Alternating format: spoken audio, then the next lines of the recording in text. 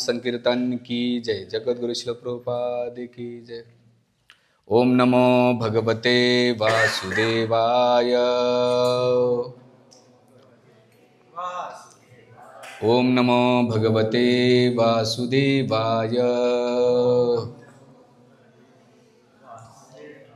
ओम नमो भगवते वासुदेवाय। नारायणं नमस्कृत्यं नरं चैव नरोत्तमं देवीं सरस्वतीं व्यासं ततो जायमुदीरयेत्। नष्टप्रायेषु भद्रेषु नित्यं भागवत सेवया भगवती उत्तमा श्लोके भक्तिर्भवति नैष्टिकी। कृष्णाय वासुदेवाय देवके नंदनाय च नंदगोपकुमाराय गोविंदाय नमो नमः। श्रीमद्भागवतम 7वां स्कंद अध्याय 10 श्लोक नंबर 18। श्री भगवान वाच त्रिसप्तभिः पिता पूत पितृभिः स ते अनघ यत्सादो यस्य कुलो जातो भवन वै कुलपावनम्। श्री भगवान वाच त्रिसप्तभिः पिता पूत पितृभिः स ने अनघ यत्साधु यस्य कुलो जातो भवन वै कुलपावने। श्री भगवान वाच त्रिसप्तभिः पिता पूत पितृभिः स ते अनघ यत्साधु यस्य कुलो जातो भवन वै कुलपावनम्।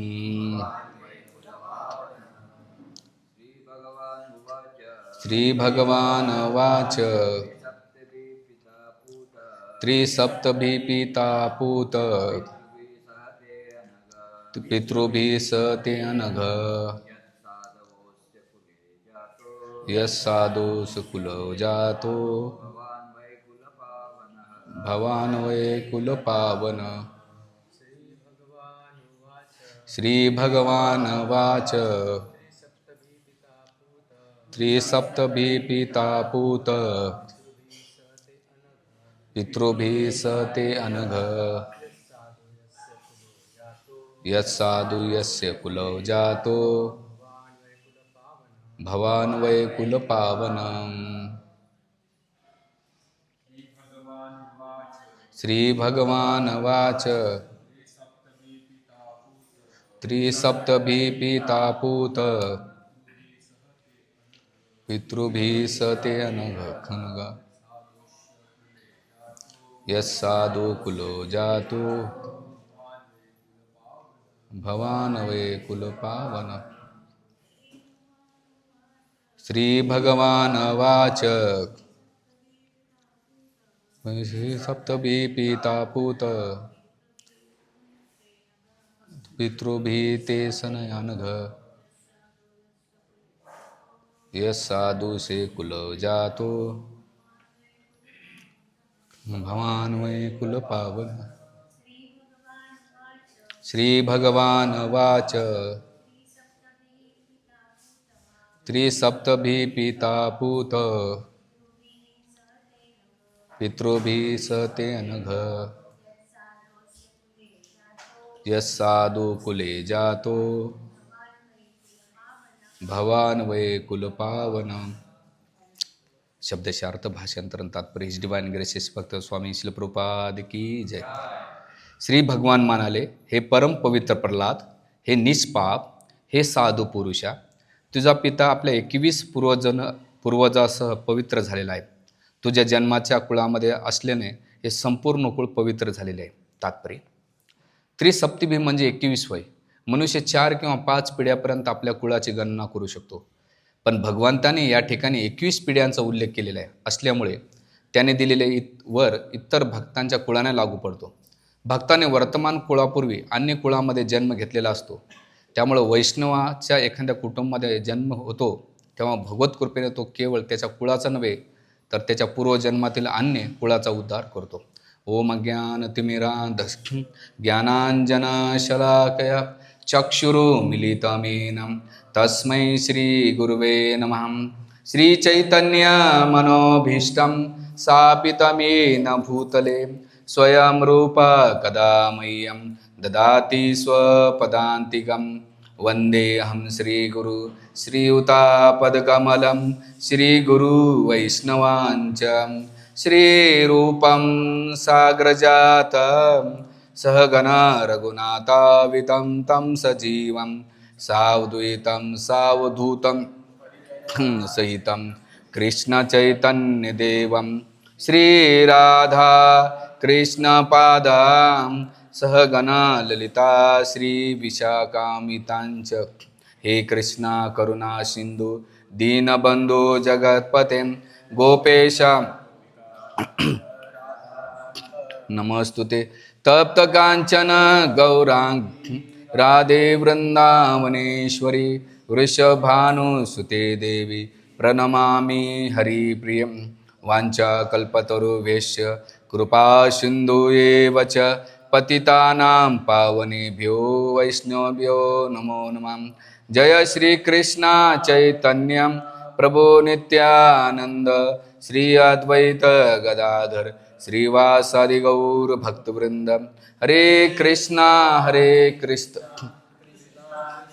हरे हरे हरे राम राम राम मुखं करोति वाचालं पंगोलयति यत्कृपातमन्दे श्रीगुरुदीनतारिणे परमानन्दमाधवं श्रीचैतन्येश्वरम्.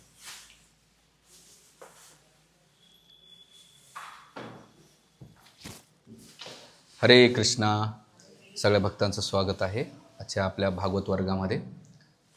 हा सुंदर श्लोक ॲक्च्युली मी मागच्या श्लोकाची तयारी केली होती, पण अचानक काल लीला परंपरून सगळं चेंज केल्यानंतर विषय बदलता आला. आजचा जो श्लोक आहे तो खूप सुंदर भक्तांसाठी आणि भौतिकवादी लोकांसाठी पण आहे. भौतिकवादी लोक प्रश्न विचारतात, भक्ती करून काय मिळतंय, आतापर्यंत कोणाला काय फायदा झाला आहे, हा प्रश्न सगळेजण विचारतात बाहेर. बुवा एकदा श्रील प्रभुपादाला एकाने प्रश्न विचारला होता की प्रभुपाद, तुम्हाला जर उद्या कळालं की भगवंत नाही आहेत मग तेव्हा काय म्हणते, भक्ती केली तर व्यर्थ आहे.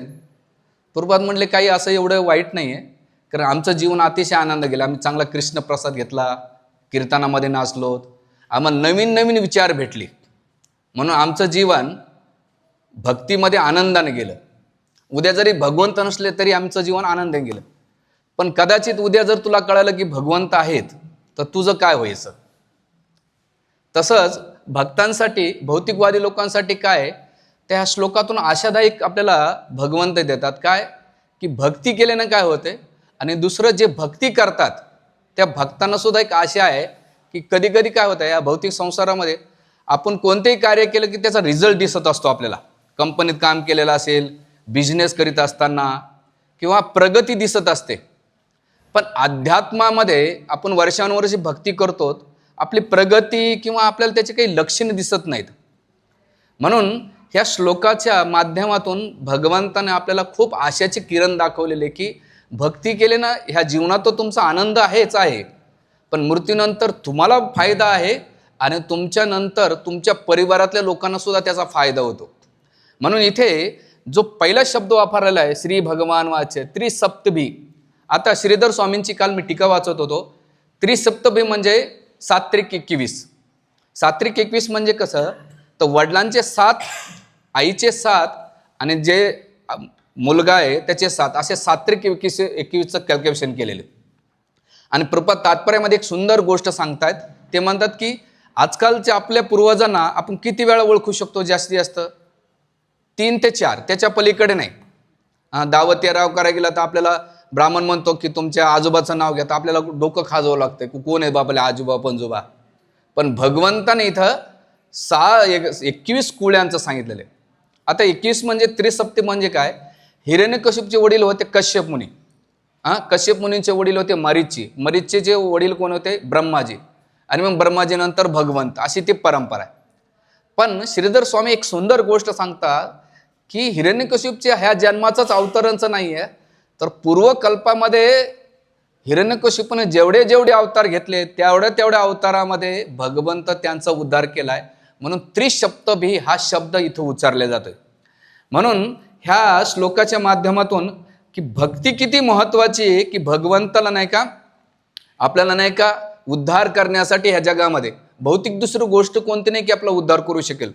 म्हणून इथे जसं आता एक उदाहरण दिलं जातं, खूप सुंदर उदाहरण आहे. आर्मीमध्ये कोणी व्यक्ती असेल, तो एक व्यक्ती आर्मीमध्ये काम करतो, पण कॅन्टीनचा लाभ सगळे घेतात. म्हणजे घरातले मामा मावशी काका काकू अख्ख्या गावातले घेतात, पुन्हा दुसऱ्या गावचे बी लोक घेऊन जातात कार्ड, आमच्या मामा आहे काका आहे. म्हणजे आर्मीत एक व्यक्ती आहे पण लाभ कोण घेते? अख्खं गाव घेते. तसंच भक्ती एक करतो पण त्याचा फायदा सगळ्या परिवाराला होतो. तुम्हाला अनुभव माहीत आहे का नाही, पण मी पाहिलं जवळून. घरात एखाद्याने चोरी केली ना, तर पोलीसवाले त्या एकाला नेतात पण त्या घराबरोबर सगळ्यालाच उचलून नेतात. हे तुम्ही पाहिलं असेल. म्हणजे सगळ्यांची चौकशी, घरातल्या परिवाराचे मामाचे होते मावचे सगळ्यांची लिंक पोलीसवाले घेणं देणं घेऊन जातात त्यांना, चोरी करतात. तसं भक्तीचा निगेटिव्ह पॉझिटिव्ह दोन्ही दृष्टिकोनातून पाहिलं तर भगवंत त्या भक्तांना नाही का त्याचा उद्धारच करतात.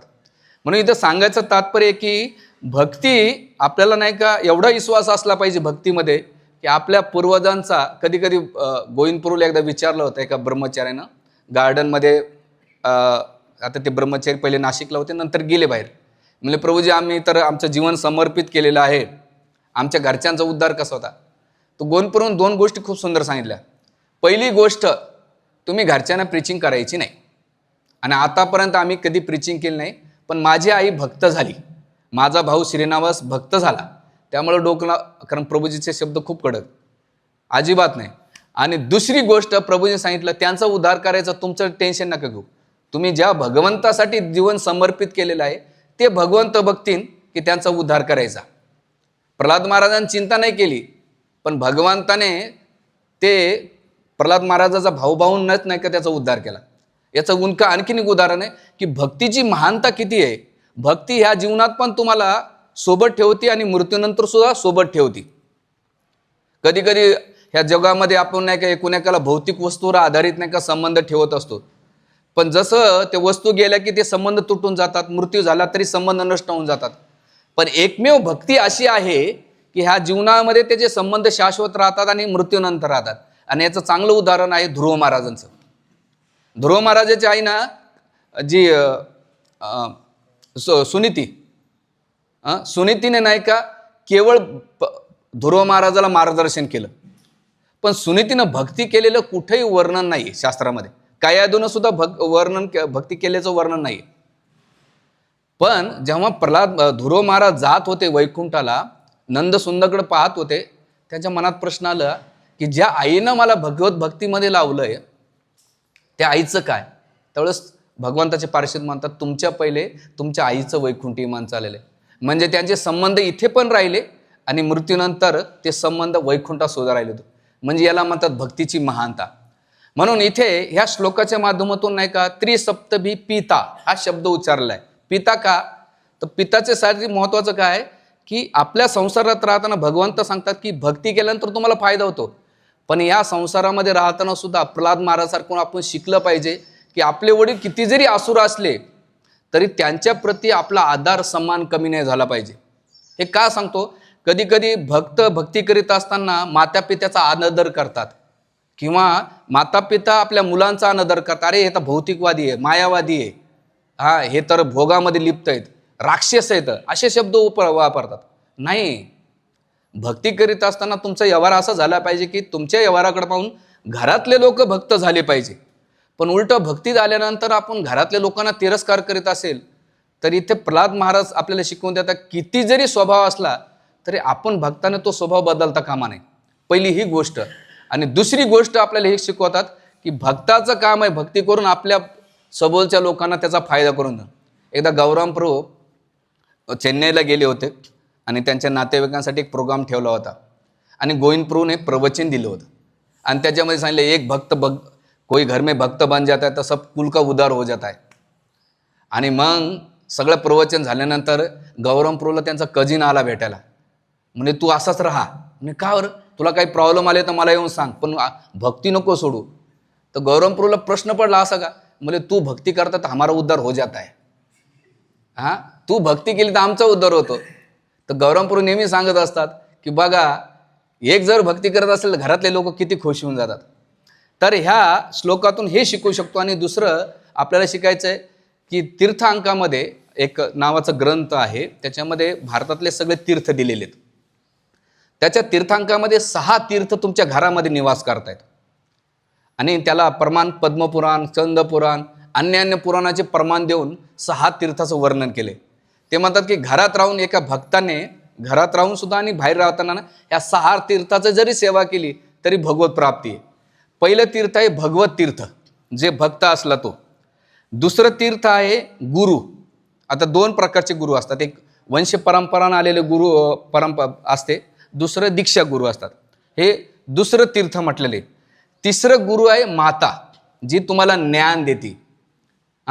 म्हणून माताचा पण एक महत्त्वाचा रोल आहे.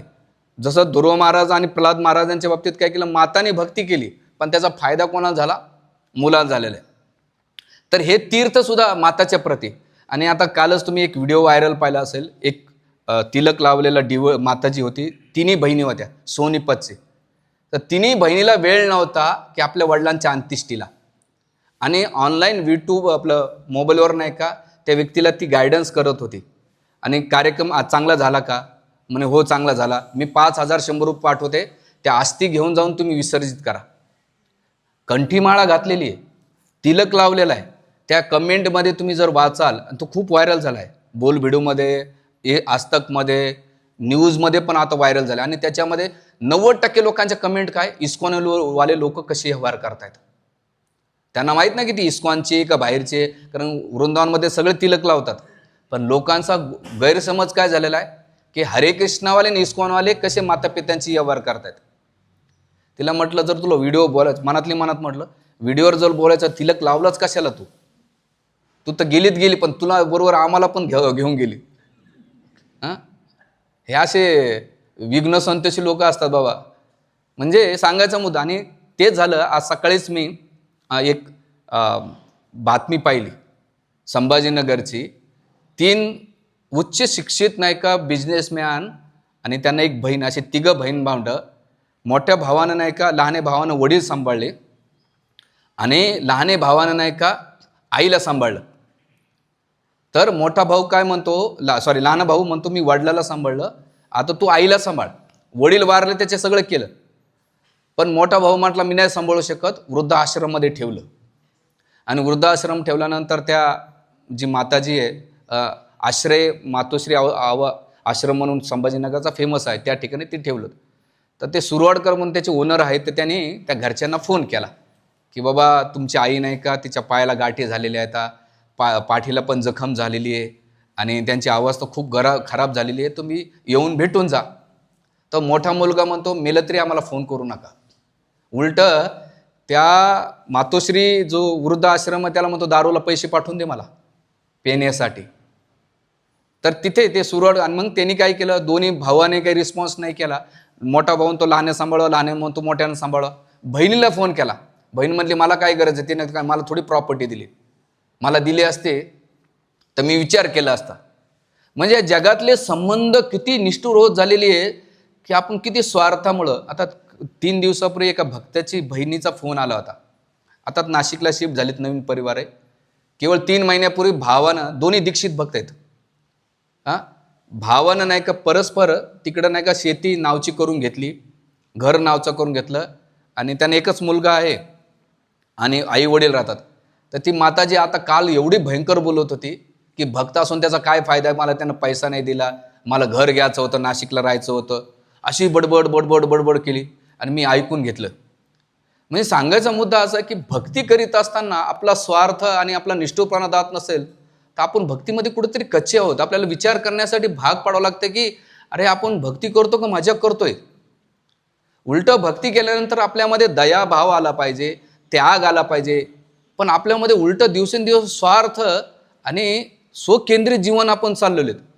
म्हणून आपण हे जे सिद्धांत वाचतो ऐकतो याच्यामध्ये आपल्याला विचार करायला भाग पडते की अरे आपण काय वाचतो आणि काय बघतोय आणि करतोत काय याच्यामध्ये खूप फरक आहे. म्हणून प्रल्हाद महाराजांच्या जीवनामधून आपल्याला शिकायचं आहे की प्रल्हाद महाराज हे शुद्ध भक्त होते. मागच्या त्यांच्या काही श्लोकांचा अभ्यास केला आणि आताच्या जर श्लोकांचा अभ्यास केला तर प्रल्हाद महाराजाच्या भक्तीच्या आधारावर कळत आहे की त्यांनी भक्तीच्या द्वारे नाही का न भौतिक संसाराच्या प्रती न कोणाच्या प्रती द्वेष आणि ईर्ष्या होती. तर याला म्हणतात भक्तीच्या प्रगतीचे लक्षणं. म्हणून इथे हे 6 गुरु आणि त्याच्यानंतर पती पण गुरु आहे.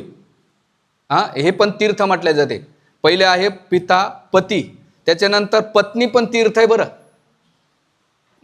म्हणजे असं म्हटलं जातं ज्या माता पित्याने मुलगा वेद अध्ययन करतो पण माता पित्याची सेवा करीत नसेल तर वेद अध्ययनाला काहीच अर्थ नाही. मी त्याच्यावर वेगळं सेशन घेणार म्हणून ते ठेवलं बाजूला. आणि ज्या पती परमेश्वर आहे त्याचं पुण्य पत्नीला आपोआप भेटतंय. त्याची सेवा जरी केली आणि मग त्याच्यामध्ये त्यांनी खूप सुंदर पण उदाहरण दिले तरी त्या पत्नीला अर्ध भेटते. आणि पत्नी तीर्थ कसं आहे शास्त्रामध्ये तुम्ही जर डीप अभ्यास केला तर पतीने आपल्या पत्नीचा उद्धार केलेलं कुठेही वर्णन नाही. पण पत्नीनं आपल्या पतीचं उद्धार केलेल्याचं वर्णन भागवतामध्ये 2 ठिकाणी येते. एक म्हणजे नागपत्नी, कालिया नागाच्या पत्न्या.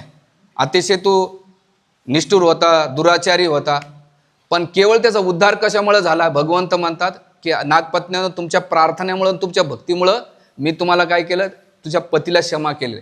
आणि तिथं प्रभुपाद तात्पर्यामध्ये लिहितात कालिया नाग भगवंतानं सगळ्या असुरांचा वध केला पण एकमेव कालियाचा वध का केला नाही, कारण त्याची पत्न्या होत्या त्या भक्त होत्या आणि त्या पत्न्यामुळं कालिया नागाचा उद्धार झाला. आणि दुसरं उदाहरण आहे ब्राह्मण इप्रांच्या पत्न्या यज्ञामध्ये स्वाहा लागल्या. पण जेव्हा भगवंताने बालगोपांना पाठवलं की अरे काहीतरी मधुकरी मागून आणा आणि त्यांना कळालं की कृष्ण बलराम नाही का मधुकरी मागतायत तर तेवढे आनंदी झाले, सगळं सोडलं आणि कृष्ण बलरामाच्या सेवेमध्ये ते सगळे प्रसाद सेवा समर्पित केली. आणि त्यावेळेस भगवंत विचारतात ब्राह्मण पत्न्यांना की तुम्हाला एवढं आकर्षण काय. तर त्या म्हणल्या केवळ आम्ही नाही का मथुरेमध्ये राहून नाही का तुमच्याबद्दल श्रवण केलं. आणि मग भगवंत म्हणतात त्याचे डिटेल्स आहेत. भगवंत म्हणतात आता तुम्ही घरी जा आणि तुमच्या पतीसोबत व्यवहार करा. त्यावेळेस ब्राह्मण पत्न्या म्हणतात अजिबात नाही, आम्ही सगळं सोडून आलोत, आमचे माता पिता पती मुलं सगळं सोडून आता आम्ही जाणार नाहीत. तर भगवंत म्हणतात एका स्त्रीचा धर्म काय असला पाहिजे, पती कसा का असेना त्याची सेवा केली तरी मला प्रसन्नता आहे. आणि भगवंत स्वतः इथं ते सांगतायत. आणि तिथे जेव्हा ब्राह्मणांना कळतं की आमच्या पत्नीमुळं भगवंतानं आमच्या कृपा केलेली आहे, तिथे तात्पर्यामध्ये प्रपात लिहितात की किती एक भक्ती लोकांचं कर्मकांडाने लोकांचं हृदय परिवर्तन होत नाही पण भक्तीमुळं लोकांचं हृदय परिवर्तन होत आहे. आणि हे कर्मकांडाच्या आणि ब्राह्मण पत्न्यांच्या उदाहरणातून इथे आपल्याला तात्पर्यामध्ये सांगतात. म्हणून सामाजिक दृष्टिकोनातून हे 6 तीर्थ आपल्या घरामध्ये भक्ती करीत असताना आपल्याला त्यांची पण काळजी घेणे गरजेची आणि बरोबर भक्ती पण करायची. आणि भक्ती करीत असताना ह्या भक्तीच्या आधारावर भगवंत आपल्यावर ती कृपा प्रदान करतात. म्हणून त्रिसप्तभी पिता पूत पितृभी स ते अनघा. अनघा या शब्दाचा काय, पापातून मुक्त असलेलं पाहिजे. आणि एक साधव हा 3 शब्द वापरलेला. एक म्हणजे ते अनघ म्हणजे पापातून मुक्त, प्रल्हाद महाराजांना हे देतात. दुसरी गोष्ट आहे यच साधव म्हणजे साधू स्वरूप, साधना करून साध्य केल्याने. श्रीधर स्वामी साधू या शब्दाचा अर्थ काय, सगळ्यांच्या दया प्रति दाखवणारा साधू, म्हणजे सगळ्यांच्या प्रति समान भावनेनं आणि सगळे व्यवहार करणारा साधू. आणि तिसरं असा साधू जेव्हा भक्ती करतो तेव्हा भवानो कुल पावन, त्याचं कुळ पावन होते. आता असं नाही की आपण 2 माळा केला माझं कुळ पवित्र झालं नाही, तर तिथे खूप महत्त्वाची गोष्ट आहे शुद्ध भक्ती असणं महत्त्वाचं आहे. आणि तेव्हा शुद्ध भक्ती असले तर तेव्हा ते कुळ आणि ते परिवार शुद्ध होतो. आता इथे भगवंताने आपल्याला गॅरंटी दिलेली आहे पण संतांनी सुद्धा आपल्याला नाही का त्यांच्या अभंगातून नाही का खूप वर्णन केले. तुकाराम महाराज म्हणतात पवित्र ते कुळ पावन तो देश, तिथं हरीचा दास जन्म घेते. कर्म धर्म त्याचा झाला नारायण, त्याचं पावन तिन्ही लोक. या सुंदर अभंगातून महाराज म्हणतात पवित्र ते कुळ, ज्या कुळामध्ये एखादा भक्त जन्म घेतो. धन्य ते देश धन्य ते कुळ, जिथं हरीचा दास जन्म घेतो. आणि मग केलं कर्म धर्म त्याचा झाला नारायण, त्याचा कर्म आणि जे काही धर्म करतो ते कोण आहे? नारायणाला प्रसन्न करण्यासाठी. कारण असं वैष्णव काय करतो, त्याचं कर्म आणि धर्म भगवान नारायणासाठी असतं. त्याची पावन तिन्ही लोक, म्हणजे त्याच्यामुळे तिन्ही लोक पावन होऊन जातात. म्हणजे तिन्ही लोक तर होतात, पण त्याचं कुळ पण पवित्र होतंय.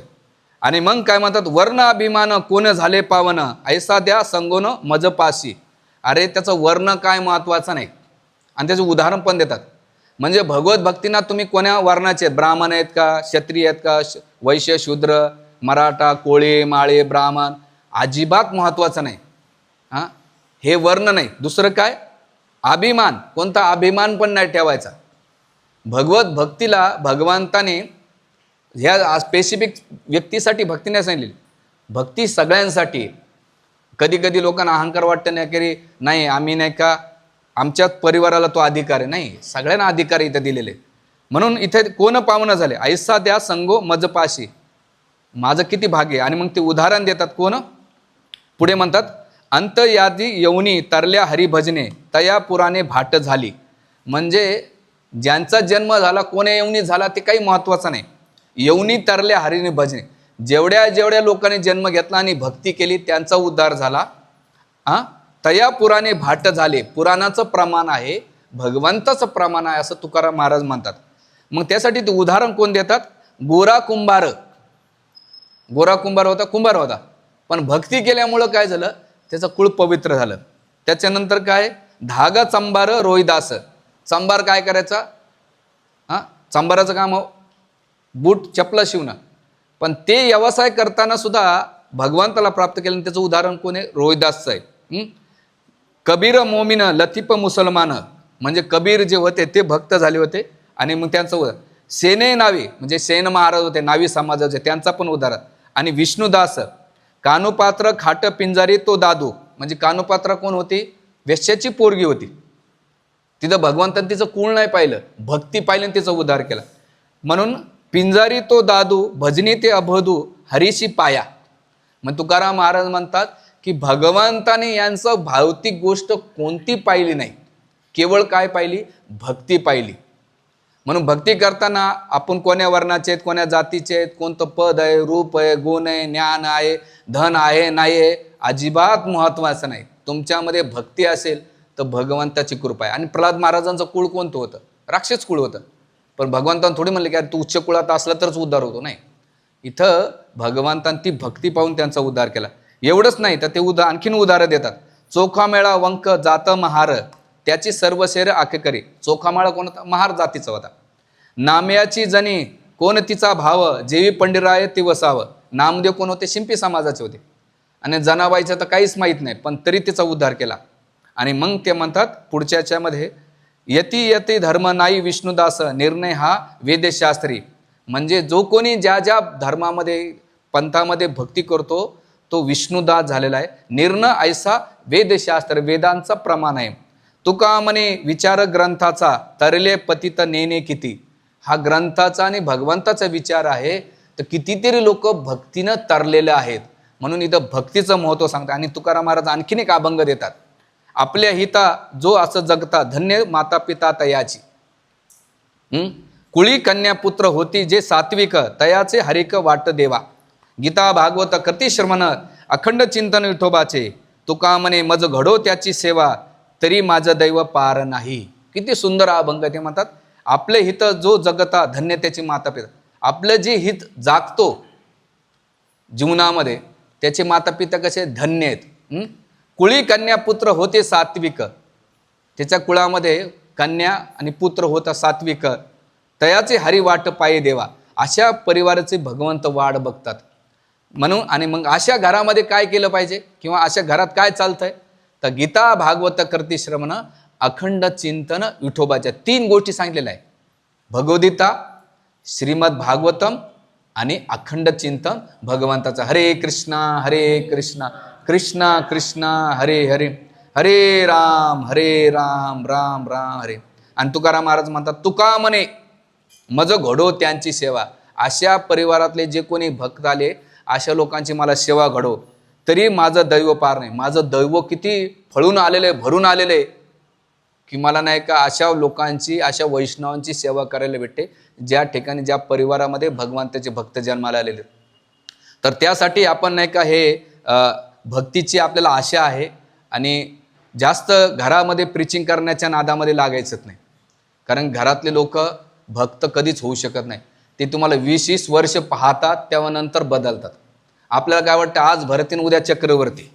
हां, मी कपडे घातले की माझ्या घरच्यानं घातले पाहिजे. नाही भाऊ, त्यांचं आपण नाही का. तुम्हाला एक लेटेस्ट घटना सांगतो. एक माता पिता आले होते, म्हणले अहो आमचा पोरगा पिक्चर पाहायला जातो, हॉटेलमध्ये खातो, तुम्ही त्याला काहीतरी सांगा. तो पोरगा काय वाक्य बोललंय, बोलू नये पण बोलतो. मला प्रभूजी भक्तीच्या येण्याच्या पहिले याने खूप मजा केली ना, मला ना आता ज्ञान देऊ राहिलेत. हॉटेलमध्ये गेले, पिक्चर पाहायला, फिरून आले, आणि भक्तीत आल्यानंतर मला सांगतात, आई बापा शॉक झाले, माझ्याकडे पाहिलं. मला जाऊ दे माताजी, प्रभूजी काय होत नाही, लहान लेकरं सोडून द्या, काय होत नाही. लिटरली ते पोरग बोललं. सांगायचा मुद्दा असा आहे की बळजबरी मागं लागायचं नाही, त्यांना एकच करायचं. मी माझ्या जीवनात सांगतो, 2 गोष्टी करायच्या. मदन गोपालजींसमोर प्रार्थना करायची की भगवंता त्यांना सद्बुद्धी दे, तुझ्या भक्तीत घे. त्यांची सुकृती जेव्हा फळाची येईल तेव्हा ते भक्ती सेवेत लागते. आणि दुसरं, प्रार्थना करून जेव्हा शक्य होईल त्यांना कृष्णप्रसाद घरी किंवा मंदिरातला थोडासा द्यायचा. प्रसादामुळं पोटात जाईल आणि प्रार्थनेमुळं भगवंताची कृपा भेटेल. डोकं लावत बसले, माझे आई बी बसला पाहिजे, बाप झाला पाहिजे, भाऊ झाला पाहिजे, अख्खं गाव झालं पाहिजे. तू ठेका घेतला काय का, तुला दिलाय कोणीतरी? हां, अरे कुठं वेळ घालतो. पण ते काय होतं आहे, लोक ऐकून सुधारत नाही, अनुभवातून सुधारतात. म्हणून ज्यांना भक्तीमध्ये प्रगती कोणी असो, तो ब्रह्मचार्य असो, घरातला असो, परिवारातले असो, हां, त्यामुळं एक आहे, भक्ती, आपली भक्ती तीव्र असेल तर आपल्या भक्तीकडं आणि आपल्या स्वभावाकडं पाहून नाही का लोक आपोआप भक्तीत येतील. जसं एक माताजीला विचारलं, का हो माताजी, प्रभूजी येतात सत्संगाला, तुम्ही काय येत नाही? म्हणजे प्रभूजी, ज्या दिवशी माझे प्रभू बदल झाला त्या दिवशी मी विचार करेन मंदिर येण्याचे. काय वाक्य वापरलं? माझ्या प्रभूजीमध्ये बदल घडला तेव्हा मी विचार करेन मंदिरात. म्हणजे अर्थ काय, प्रभूजी मंदिरात येतात पण घरी जाऊन भांडतात. असे कितीतरी उदाहरण आहेत. म्हणून आपल्या कृतीमधून आणि भक्तीमध्ये खूप डिफरन्सेस आहे. आपला पहिले चैतन्य महाप्रभूने हे नाही सांगितलं, काय सांगितलं? पहिले जन्म सार्थक करी, नंतर परोपकार. आपलं सार्थक नाही ना, आपण परोपकाराच्या मागे लागलं तर गडबड गोंधळ होतो. म्हणून हे काय, मी कोणाचे कान टोचत नाही, पण वस्तुस्थिती सांगतोय की आपल्या सार्थकामध्ये आपली भक्ती वाढवायची, आपण प्रामाणिक भक्ती करायची. आणि जेव्हा आपली भक्ती चांगली होईल, आपोआप घरचे लोक, गावचे लोक, शेजारी पाजारी जे कोणी घेतील, लय टाईम लागतो, एवढं सोपं नाही. बहुतो सुकृताची जोडी म्हणून विठ्ठल आळे, बहुनाम जन्मवंते ज्ञानमाम प्रपदे वासुदेव सर्वमिती स महात्मा सुदुर्लभ. दुर्लभ भक्ती आहे. पहिले 6 भक्तिरस अमृत सिंधूचे 6 स्टेप गेल्यानंतर सुदुर्लभ भक्ती आहे. अशी सुदुर्लभ भक्ती असं सहजासहजी भेटत नाही. ते केवळ गुरु वैष्णवांच्या कृपेमुळे भेटते. आणि तीच कृपा आपण प्राप्त करून आपला पण उद्धार करायचा आणि सगळ्यांचा उद्धार करायचा. हरे कृष्ण.